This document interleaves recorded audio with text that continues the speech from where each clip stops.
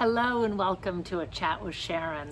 I've been sitting here contemplating about, what do I really want to have a chat with? There's so many thoughts on my mind. And for some of you, this is the first time you actually get an opportunity to chat with me. And for others, we've been chatting for years and years. So welcome to the channel. If you find anything that you resonate with, you like, I invite you to subscribe, like, share. It's just a great way to engage, and definitely leave comments. Oh, my kitty's coming in to say hi. So this is Timmy. Say hi. Our little Timbo. I'm out here. He loves being outside, so I'm just sitting outside here. I did a meditation earlier. I'm going to get ready to do some others, and I was kind of checking in with Spirit, saying, there's so many things to chat about, but what would be the most valuable right now to help people in this journey? Please know that I'm just coming from my perspective. Each person's experience could be completely and totally different. So I'm just going to come from my perspective. I so encourage you to comment, ask questions. I'll be happy to hop on in more chats and answer those questions and share and design meditations to help with whatever is your challenge. And I guess I give a little history about myself first, because we're in just such an auspicious time. 30 years ago or so, never really thought about meditating, busy with my life, focused on accumulating things, always wanted to be the mom, driving the minivan with the kids and having fun and being part of the PTA. That was the big dream, just living life.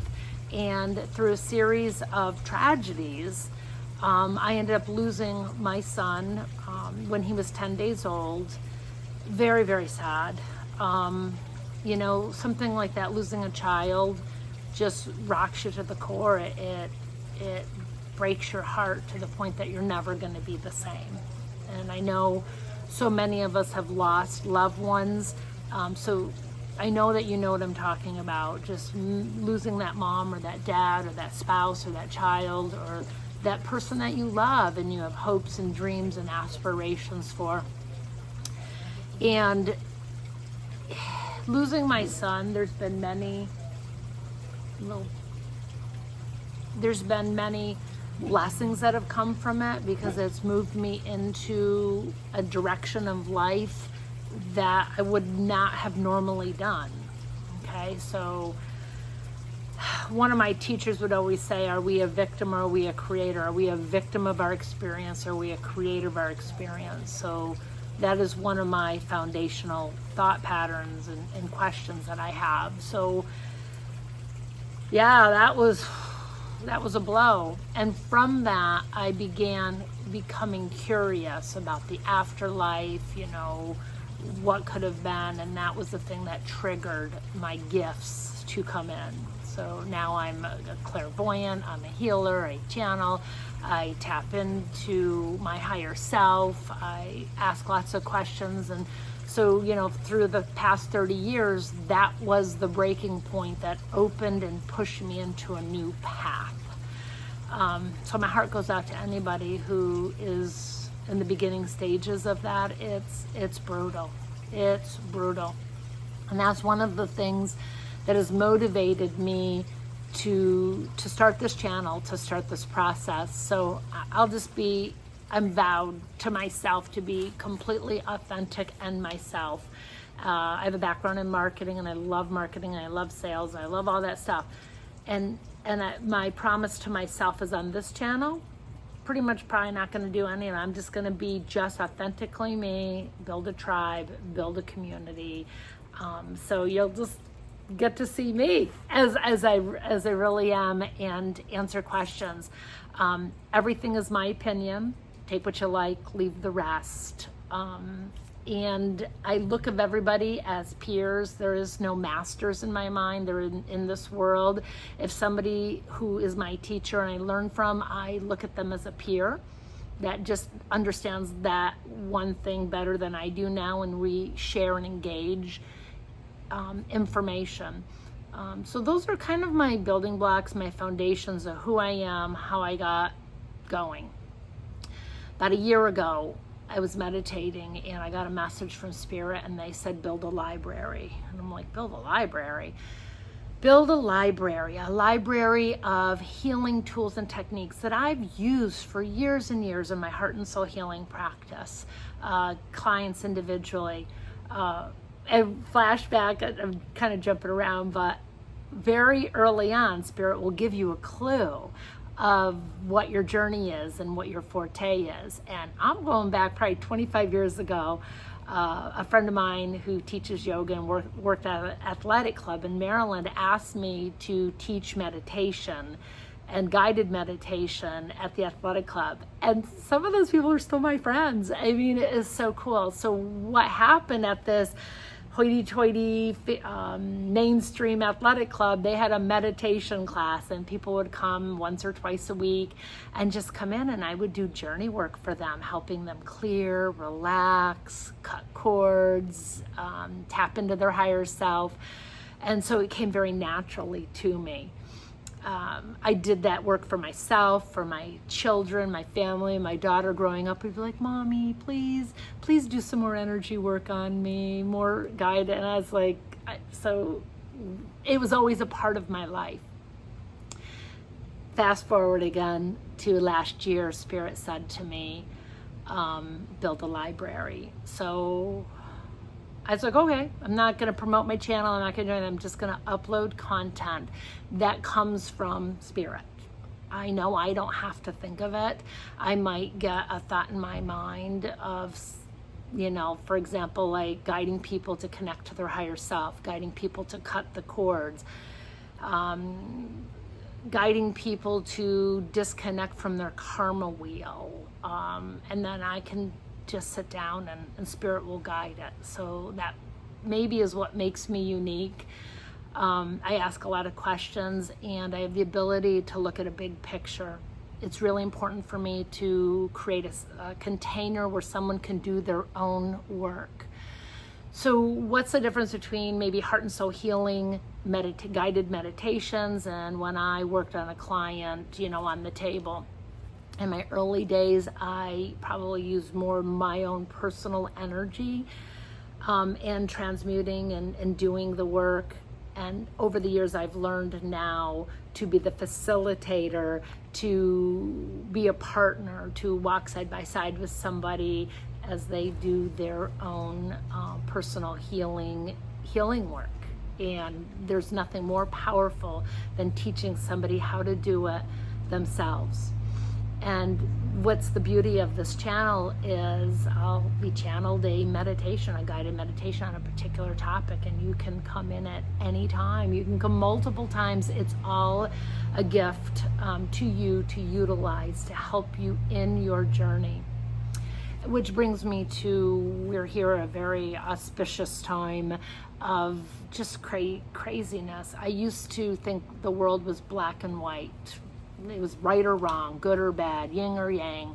And over the years, I've really been discovering that it's gray. There's a lot of gray area. We let go of all of the rules and come in more with a vibration or a frequency of curiosity and, okay, what is this? Let me peek under this. Is this true? Is that true? I don't know. And maintaining a curiosity.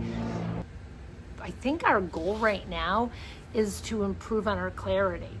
So how do we do that? And so there's a technique that I'm going to tell you about, and then I'm going to tag the meditation individualized in it so you can try it. And I'll tell you, it's super powerful. In this process, especially over the last 4 years, we've really been coming to light how much black magic, how much has been used against us to train us to think a certain way. It's kind of like from the moment we're born, it's like the guardrails are up and this is the box that we're going to think in. And how do we, expand that box? And there's so much to learn, there's so much to unlearn, there's so much to let go of. One of the things that has helped me the most that I really want to share with you, it's called a decommitting. I call it a decommitting. It's similar to like a cord cutting, but it's really just kind of saying, okay, I might have consented to something like that. I might have consented and agreed to XYZ, but there was some fine print that I wasn't aware of. And now I'm becoming aware of the fine print, and I don't want to play that game anymore. But what happens if we're energetically still tied to it, it still has a little bit of a control on us, like a string. It has an influence on us. And that's where, especially if you keep doing your work and your affirmations and your all the things that you think you need to do to attract abundance, to change your life, to improve your health, and you're working so diligently at that, there's other things that are running behind the scenes that we're not even aware of. And they're so subtle. They're so subtle. It's mind-blowing when you start thinking about the trickery involved. And some of it's just even with languaging. And I want to be careful about it, but give you something to think about. You know, when you think about when you say, good morning, good morning, and your energy is like, good morning, it's a beautiful day, and and our intentions are just like positive, and this is a good day, and I wish the best for you, and it's a greeting, and it feels so good. So some would argue and say, well, your intentions are more powerful than the words. What I'm discovering is that's not always true, because there's fine print. So what could be the fine print on something like that? Well, when you look at the word mourning, it's usually after you've lost somebody, there's grieving. We call it a mourning process, right? Grieving, mourning. And then, so why do we even say that, right? So why do we just do it? Because we've always been taught to do it, and it's okay in society. And so when I say good morning, could I, could I be wishing upon you much grief? A good grief, good, right? So just thoughts. We're in the gray area. So I contemplated. I'm not good or bad, and what do I need to do? And I'm not all frantic about it, but I'm definitely curious.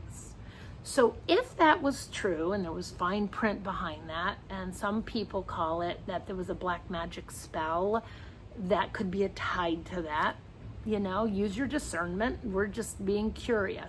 If that was true, what do I need to do to cut the cords for that? If I say good morning and I'm consenting to the fine print behind it. There's so many other examples within languaging that might have some trickery in it, but we've all done it, we've all agreed with it, and we set up these boundaries and these barriers for ourselves. So what is the thing? I've been guided by Spirit to set up a practice called decommitting, or cutting the cords, or not consenting anymore, no longer complying, whatever that is. Yeah. So now, okay, so with that, and it's been very powerful. I have folks saying, and I agree because I studied with Bruce Lipton as well, doing Psi K, and I learned so much from him. And they're saying, don't say the word don't. Don't say the word this, rephrase that. And no matter how I look at it, in that gray area, I'm still feeling compelled to say, yeah, nah, I'm connected to the God, the creator of all that's being, and I'm saying, yeah, no, it ain't happening. And so with that process, so if you have other suggestions besides saying I decommit, I'm not complying, and get around that, I'm open to the conversation. I've been kind of playing with that. And my promise to myself is to be very authentic on this channel, just to be me, authentically me, because I'm going to attract the right tribe. The right tribe of the people that are just like me, that we can be in this journey together, learning. exploring and helping each other. I've learned a lot over the past 30 years. I've worked with some amazing people, and I'm reevaluating absolutely everything. My number one goal is to connect to higher self, right? It is not, we don't go through anybody to get that. There is no medium person. You connect to God, creator, source, your higher self, whatever that is for you, without calling in all of the middlemen. I think that's where we went awry. We were taught early on that we have to have all these middlemen and all of these beings in between us and God creator. And I'd probably challenge in that, because I think the most powerful thing that we can do is connect to God creator source ourselves, get comfortable with the connection and asking the questions and hearing those answers, and stepping into our power and to being on point and on mission and assisting and making this world a brighter, better place. And nobody gets there alone. Let me tell you, nobody gets there alone. And so many people that I'm surrounded with are just such blessings. So I do invite you to leave comments.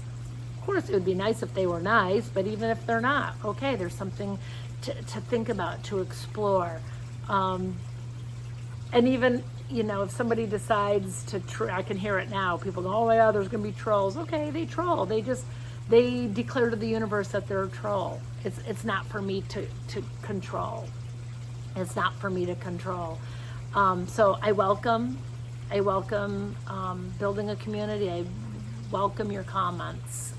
So this was a chat with me, explaining why, how I got started, why the channel's here. It is a gift. Spirit asked me a year ago to do this, and there'll be thousands. As the need arises, we'll just put up a 10 or 15 minute tool or technique, a guided meditation, journey work. My next future chat, maybe I'll explain, what's the difference between a meditation that's guided and one that's really quiet, different meditation styles. Again, listen to your intuition, what resonates with you. My kitty's sneaking around the corner. He's like creeping in. And I love being out here. I'm just surrounded with just the most amazing, amazing creatures and family. So anyways, got a little distracted there, and that's okay. So yes, so there's many things that I want to share in the Sharon chats, and I have some special guests that I am going to bring here for you to meet and to connect with, building a stronger tribe of information and networking and curiosity. And I'm here to say that for me, I've definitely been a black or white kind of girl. And 4 years ago, I was definitely like, throw it out. Now, if it's tied to anything that's pure evil, yeah, it's out. But I'm also willing to explore concepts and connect to my higher self and be open to see how things unfold.